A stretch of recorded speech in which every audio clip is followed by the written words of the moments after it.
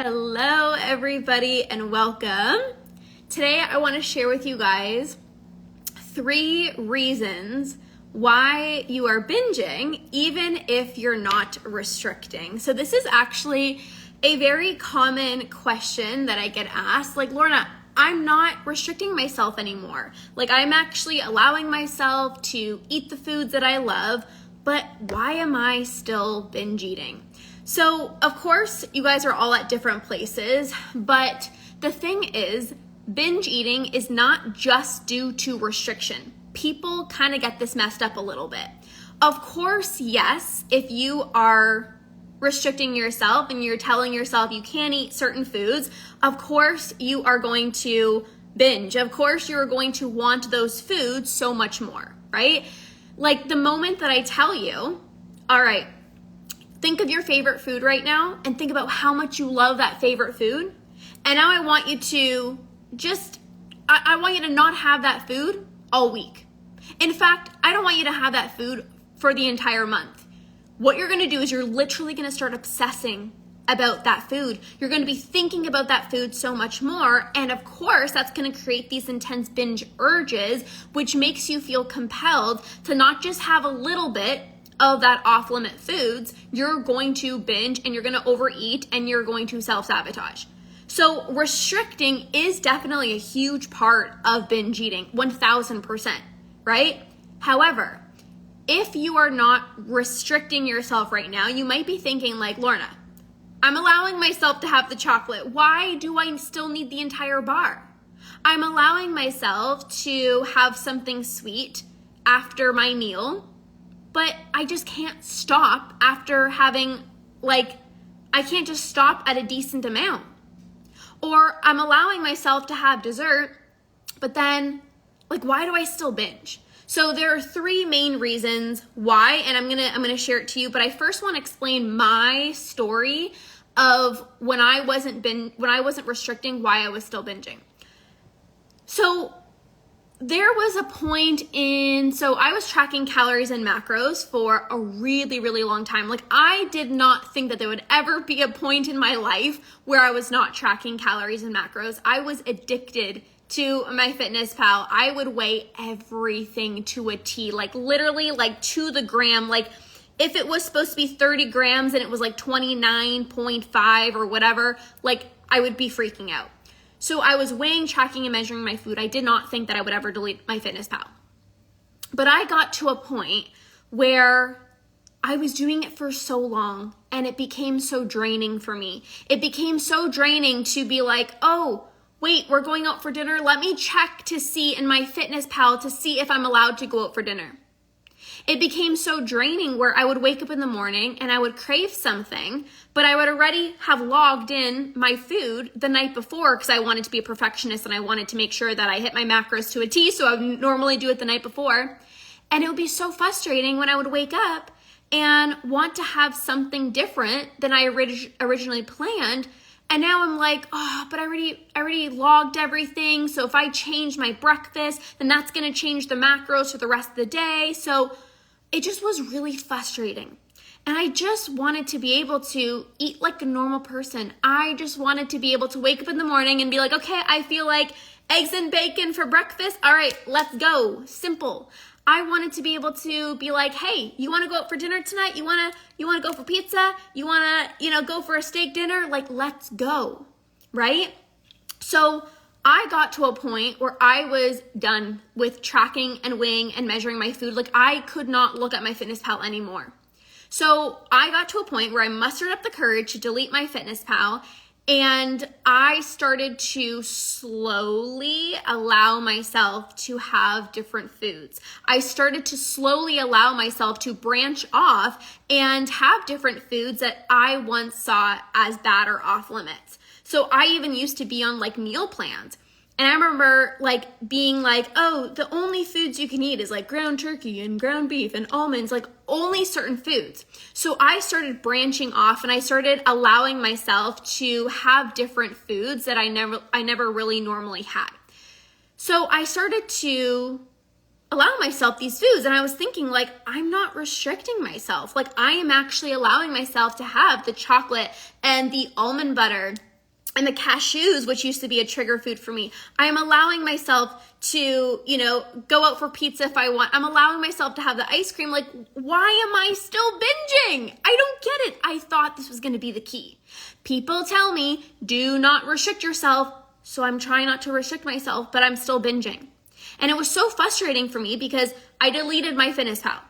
I wasn't tracking. I wasn't weighing my food. I had stopped weighing myself. So I'm like, what the heck? I feel like I'm supposed to be free by now. Like, I'm not depriving myself. I am literally not depriving myself. Why am I still binging? So here are the 3 reasons. If you can resonate with this, you're going to benefit from this. The first reason, binge eating is a habit. Plain and simple, you have to know this. Like, this is step 1. Binge eating is a habit. And the more times that you binge today, you binge tomorrow, you binge in a month from now, the more times that you binge, the stronger that urge is going to become. The harder it is going to be for you to resist that urge to not give in, because it becomes a habit. It becomes an autopilot. Think about any habit in your life, like even good habits, right? Like making your bed. You literally don't have to think twice about making your bed. It's literally the most no-brainer thing. Like, you don't even think about what to do. You just do it and you're like, oh, I just made the bed. Or driving in your car, right? Like riding a bike. Andrew bought me a bike for my birthday and it's just so much fun. But like hopping on a bike, you don't think, okay, put your hands here and put your foot on the pedal. And like, you don't have to think, you just go. You just ride the bike, you just drive in your car, you just make the bed, right? You've done it so many times and now it's just effortless for you to do. You're an autopilot. But unfortunately, it's the same thing with binge eating in a more negative context of like, you've been doing this habit of binge eating maybe since you were 7 years old, maybe since you were, 15 or 20 years old, and it's been a few months, it's been a few years, it's been 15, 20, 30, 40 plus years. So now this habit is on autopilot. So even if you're not physically restricting yourself, which is amazing, by the way, if you're not restricting yourself physically from these foods and you're allowing yourself to have these foods, you haven't gotten rid of those binge urges. Those urges to binge, you guys know that uncomfortable sensation that hits your body that feels like you need to go binge right now. You haven't gotten rid of those urges. And that urge is what sends a signal to your brain of like, I'm so uncomfortable, I need to go binge right now. This is why I always talk about rewiring your brain. Even if you're not physically restricting yourself, but you haven't gotten rid of your binge urges, the urges are still going to be there because of either past restriction or, again, it's just a habit. So you can't skip this step. Just because you're not physically restricting yourself doesn't mean you're going to stop binge eating. There are still these intense urges that are firing, that are sending you signals you need to go eat right now. Right? So we have to get rid of those binge urges. Okay? You're not physically restricting yourself, but you still have these intense urges. And until you learn how to rewire your brain and get rid of those binge urges is the moment where you're going to stop your binge eating. You cannot skip this step. Okay? So that's the first reason why you might be like, Lorna, I'm allowing myself the chocolate and the chips and the ice cream, and I'm going out for dinner, and I'm allowing myself to have the rice or the potatoes or whatever these fear foods that it used to be, and I'm still binging. What the heck? So that's the first reason. It's a habit, and you still have urges. You still have the urge to binge. You have not gotten rid of that urge yet. Okay? Now, the second reason, you might not be physically restricting yourself, but you might be mentally restricting yourself. So you're allowing yourself to have the chocolate, but every time you have the chocolate, you're judging yourself. Oh, did you really need that? Oh, you did so good all week. Why did you have to mess things up? Did you really need to go get seconds? Like, you should have been fine with the first one. That is mental restriction, judgment, guilt, shame, beating yourself up. Why did you go get seconds? Why did you need more food? Why did you have 3 cookies versus 2? And this is the interesting part, because you might be like, I'm allowing myself to have cookies. But are you judging yourself the entire time? Are you feeling guilty? Is guilt floating in your mind and your body for a week after you had the cookie? Because that is going to signal that you did something wrong. And what ends up happening is it's really hard to enjoy the cookie or the brownie or the chocolate when you're feeling guilty the whole time. I'll never forget this one time, Andrew and I went out for dinner, and I was so deep in my eating problems, and I had, it was like a bowl of just like a bunch of things, and there was couscous in there. And my diet culture brain was so bad, I literally, you guys might be like, couscous, like what the heck, like that's not even a food that you should feel guilty about. I swear to you, I felt so guilty for eating this, because I'm like, oh my God, it's not a whole grain, or like, it wasn't quinoa, like silly, craziness. And I remember driving home, and I was trying to explain to Andrew how guilty I felt, and he probably thought I was like the silliest person. He's like, it's couscous. Like, you're fine. You had vegetables, like you're fine. And I couldn't explain to you the guilt. It just like attached onto my body like a freaking tick. And I'm like, how do I release this guilt? I feel so bad, and I couldn't help myself. And that's all I thought about all week. So when you feel guilty, when I felt guilty, I'm like, I have to make up for this. Like, I shouldn't have eaten that. Like, okay, I have to over-exercise. And, even if it's, forget about the couscous, like, chocolate or ice cream or whatever, it's like now I have to compensate. I allowed myself to have it, but now I feel bad, so I have to over-exercise tomorrow. Or now I have to just eat protein and vegetables all day tomorrow, right? So that's where your mind goes.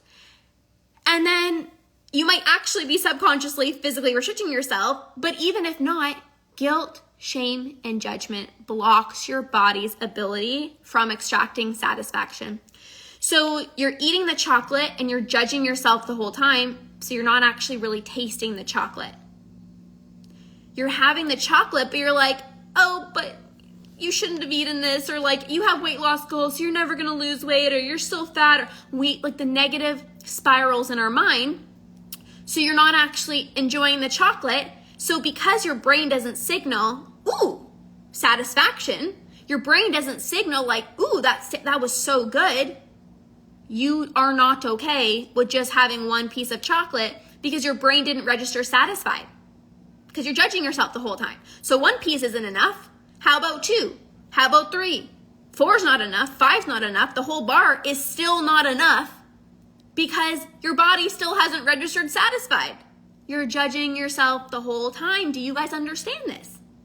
And this is why, I remember sitting there and allowing myself to have chocolate chip banana bread, which was a past trigger food of mine. And I'm like, why can't I just stop at 1? I'm allowing myself to have it. Normal people can just have 1 slice and move on with their day. And here I am, I've had 1 slice and I'm already thinking about the fact that I want the entire loaf. What is wrong with me? I used to tell myself that, what the heck is wrong with you, Lorna?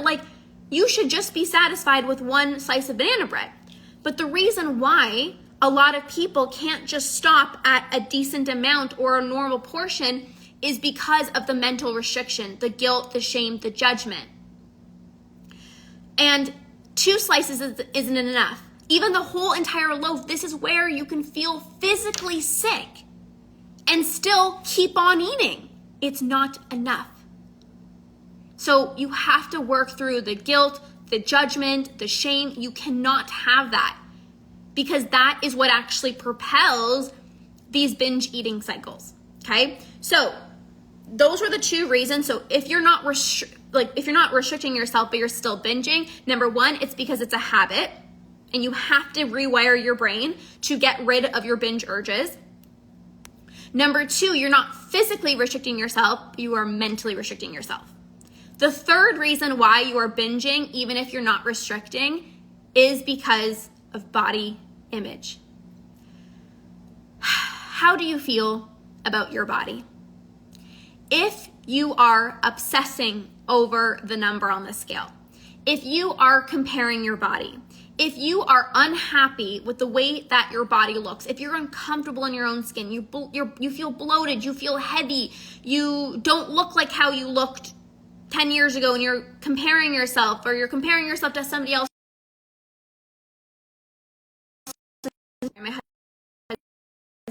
Sorry guys, I just got a call. So if you are comparing yourself, or you're looking at the number on the scale and it goes up, and you are like, oh my gosh, like you're letting the number on the scale dictate how your entire day goes, it's really easy to go and binge and self-sabotage because I don't like the number on the scale. I need to self-soothe to make myself feel better because, oh my gosh, I saw that photo of myself. Oh my gosh, my friend, she took a photo of my arms. I didn't realize that that's how my arms looked. They look massive. Oh my gosh, that angle, oh my God, the cellulite on my legs. You start nitpicking, you start judging yourself. You're like, oh my gosh, is that really me? Right? So when you don't feel good about your body, you want to feel better. And if you don't know how to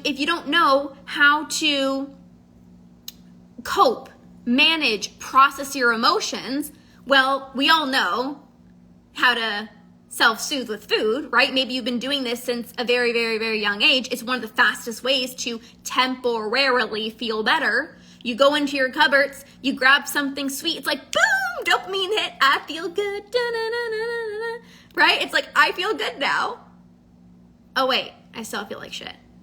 It lasted like 5 minutes and now I still feel like shit. So if you haven't done the work to actually heal body image, this is when you're going to see yourself in a photo. Oh my God, I don't like what I see. I'm either going to restrict subconsciously, or I'm going to say, screw it, I'm going to self-sabotage and binge. You step on the scale, it goes up by like 0.01, and you're like, oh, it's the worst day of my freaking life. I need to now do more cardio. I need to, no more chocolate. No, you know what? I can't have chocolate because I need to lose weight for this vacation coming up in 7 months, and whatever the case may be. Just because you are not restricting yourself doesn't mean you're going to not binge. There is not just like one thing that's going to magically help you stop binge eating. It's an accumulation of many things. So like I said, the first thing, you have to get rid of your binge urges. If you still have binge urges, you're going to binge. The second thing, mental restriction. If you are still judging yourself, beating yourself up, and feeling guilty, you're going to binge. And number 3, if you haven't actually worked through body image, if you still don't like what you see in the mirror, if you still are comparing your body, if you still are letting the number on the scale define who you are, that is going to create self-sabotage, where you're going to have days and days and days of binge eating. And then you binge, and then guess what? You feel even worse about your body. So then it's like, okay, I binge, I feel like crap. No, this is how it goes. I don't feel good in my body, so I have to go binge. But now that I just binge, I feel even worse about my body. So I have to try to feel better about how I feel now shitty in my body. So now I'm going to binge even more. And this is when like days of binge is happening.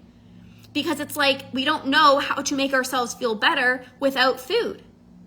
And maybe for some of you guys who haven't worked through body image, maybe you're even like compensating, either restricting yourself or even over exercising. For me, I had such a I had horrible body image, and I would literally over exercise to the point where it was like so bad.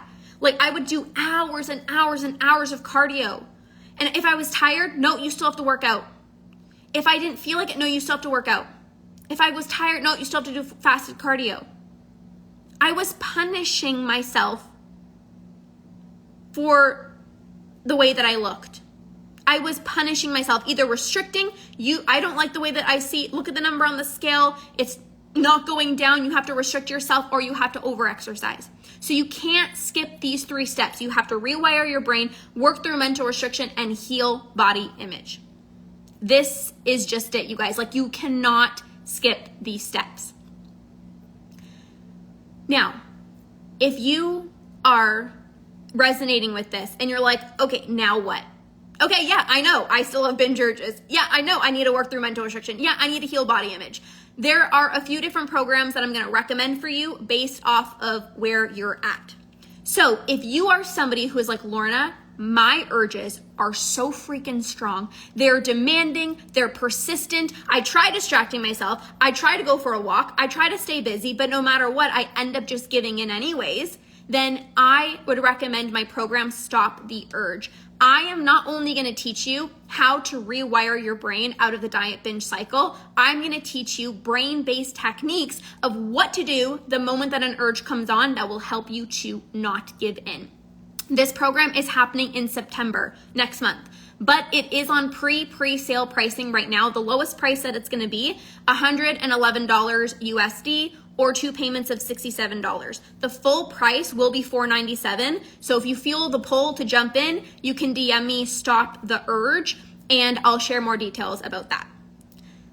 The second thing, if you are struggling with the mental restriction, you're like, I know that I'm not physically restricting myself, but I can't help but feel bad. I can't help but have this all or nothing mentality. I can't help it but like just judge myself. And it's so hard to allow myself to eat without guilt because I've literally been told that I should feel like a failure if I'm eating chocolate, and I was told that I should feel bad about getting seconds.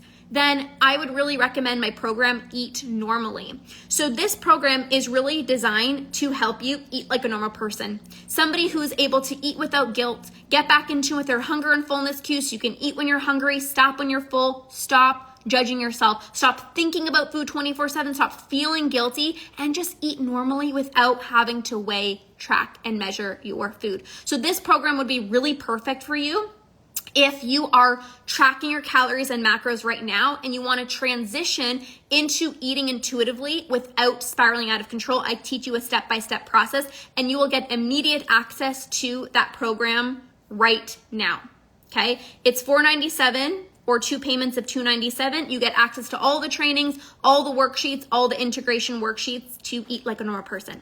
Okay, the last thing that I want to say, if you are struggling with the body image component, maybe you are uncomfortable in your own skin, you are comparing your body, you are over-exercising to try to change and fix your body, and you really want to do this work to heal your body image, then I have my body image program starting tomorrow.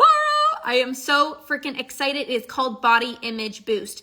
This program is going to heal body image at the root level so you can stop comparing yourself to other people. You can actually start feeling confident in your own skin, and you can actually have a healthy relationship with exercise so you can move your body from a place of self-love, still have health and fitness goals, and be grateful for the body that you're in right now while still working towards the body of your dreams. So if you really want to do this work to heal body image, because you know that every time you get a comment that somebody says about your body, it sends you into a spiral, it sends you into a binge or a day of restriction. You step on the scale and you don't like what the number on the scale says, so then you self-soothe with food. You need to join this program.